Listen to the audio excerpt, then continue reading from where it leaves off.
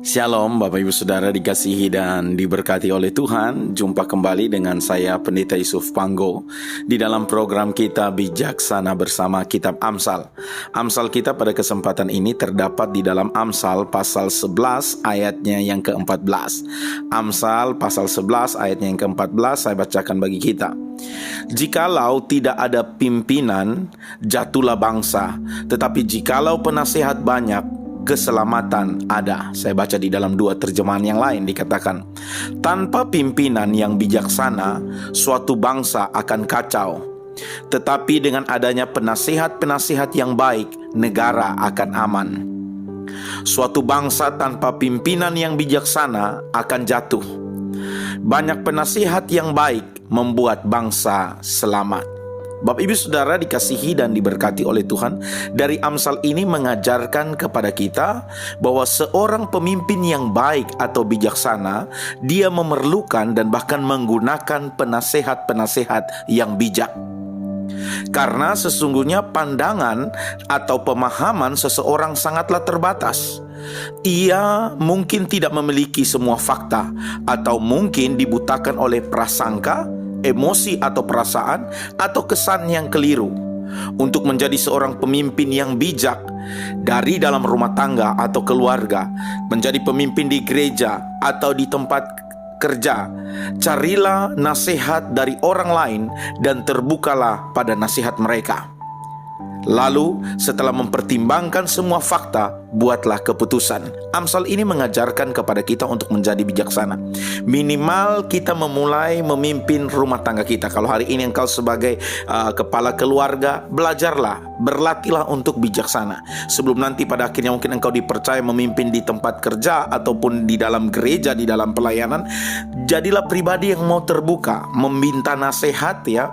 Dan yang terpenting dan terutama tentu nasihat daripada firman Tuhan, Alkitab, perkataan Allah sendiri. Karena firman Tuhan itu yang dapat menolong kita membuat keputusan-keputusan sesuai dengan rencana, tujuan, dan kehendak Tuhan.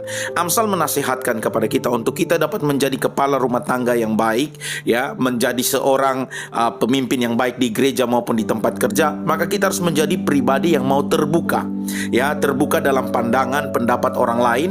Dengan demikian, ketika kita mendapatkan input atau masukan dari orang-orang yang bijaksana tersebut, maka firman Tuhan berkata bahwa suatu bangsa pun tidak akan kacau, suatu bangsa pun tidak akan jatuh ketika dia memiliki pemimpin yang mau terbuka menerima nasihat yang bijaksana tentunya dari orang-orang di sekelilingnya, supaya ketika dia mengumpulkan fakta-fakta yang ada, dia dapat membuat keputusan yang benar, yang baik tentunya. Nah, di dalam rumah tangga pun demikian. Sebagai suami, jangan cepat-cepat kita mungkin membuat keputusan. Ya, ada orang hari ini mungkin dalam pertengkaran rumah tangga begitu mudah mereka mengucapkan janji nikah di gereja, tapi dengan mudah juga ketika persoalan datang langsung mereka mengatakan perceraian atau perpisahan. Seharusnya engkau meminta nasihat kepada pendeta yang memberkati engkau, meminta nasihat kepada orang tua saksimu, dan kemudian engkau meminta nasihat dari orang lain ya, yang memiliki kerohanian lebih baik. Dengan demikian engkau ketika dari rumah tangga engkau sudah belajar menerima masukan daripada orang lain,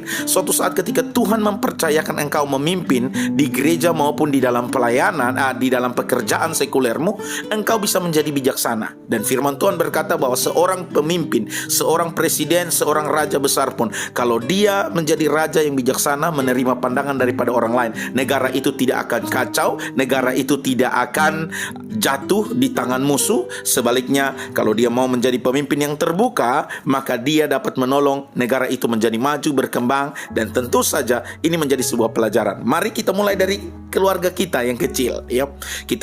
Keluarga kita tidak akan menjadi kacau, keluarga kita tidak akan mungkin dipenuhi dengan pertengkaran, perselisihan ketika suami mau belajar menjadi bijaksana. Demikian pun istri, masing-masing belajar untuk terbuka, menerima pandangan, menerima pendapat, masukan daripada orang lain. Engkau simpulkan dan buatlah suatu kesimpulan, dan percayalah rumah tanggamu akan berjalan di dalam terang dan tuntunan Tuhan. Tuhan Yesus memberkati kita. Marilah kita belajar untuk menjadi lebih bijaksana. Shalom.